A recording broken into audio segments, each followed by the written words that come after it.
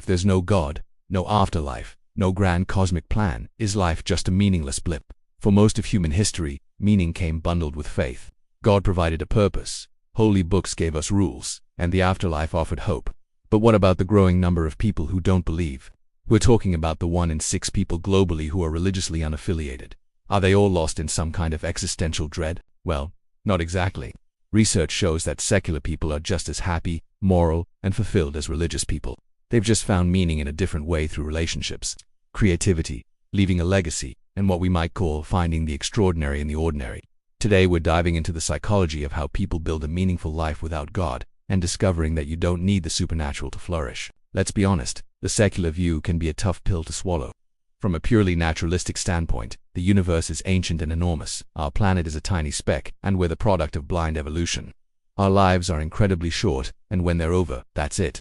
This can trigger what psychologists call existential anxiety, the fear of death, the pressure of total freedom, and the feeling of being fundamentally alone. It's this tension between our deep human need for meaning and the universe's apparent indifference that creates a sense of absurdity. You can respond in two ways. Either decide nothing matters and give up, which is linked to depression, or you can decide that because nothing matters on a cosmic scale. It's up to you to create your own meaning, and that's where things get interesting. Secular meaning is something you actively build. The psychiatrist and Holocaust survivor Viktor Frankl said there are 3 main paths to meaning. First, through creative work, making art, solving problems, or building something new. Second, through love and connection, the deep bonds we form with family, friends, and community. The longest-running study on human happiness, from Harvard, found that strong relationships are the single biggest predictor of a long, happy life regardless of belief. And third, our attitude towards suffering. Without the promise of heavenly rewards, how we choose to face hardship becomes a powerful source of meaning in itself. Psychologists have also found we all have 4 basic needs for a meaningful life: purpose, feeling effective self-worth, and a set of values. Religious people might get these from God's plan, prayer, and scripture. Secular people find them by choosing their own goals, developing skills, practicing self-compassion, and using reason and empathy to build their moral compass. The source is different, but the psychological needs are the same.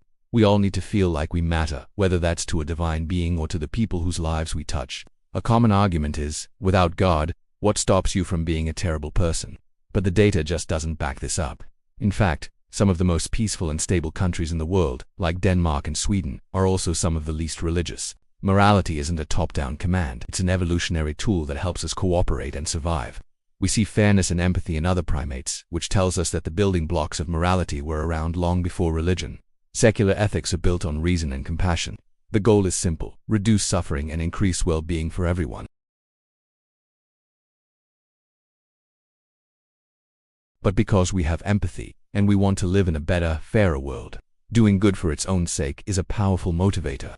Okay, let's talk about the elephant in the room: death. Facing our own mortality without the comfort of an afterlife is probably the biggest challenge of a secular worldview. Our awareness of death can create a deep-seated terror.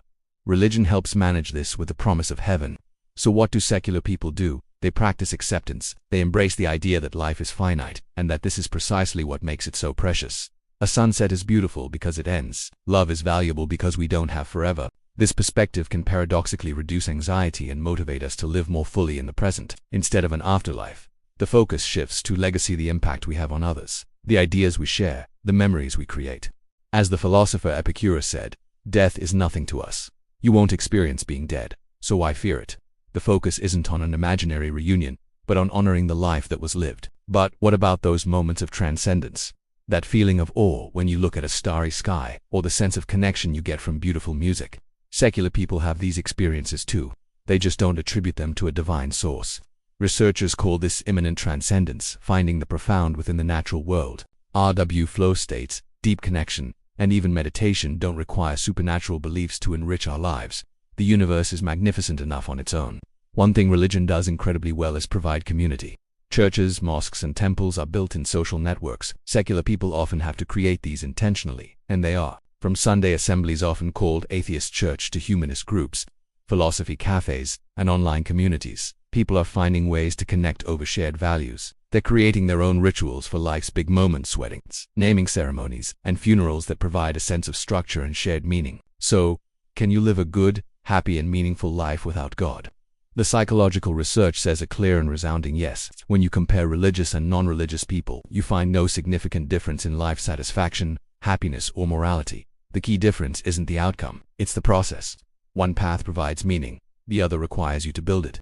Both are valid ways to flourish. Ultimately, whether you find meaning through faith or through reason, the real challenge we all face is the same: to actively construct a life of purpose, connection, and well-being. And understanding the psychology behind it can help all of us live better, more intentional lives. Thanks for watching. If you found this helpful, give us a like, and don't forget to subscribe for more content that helps you think deeper and live better.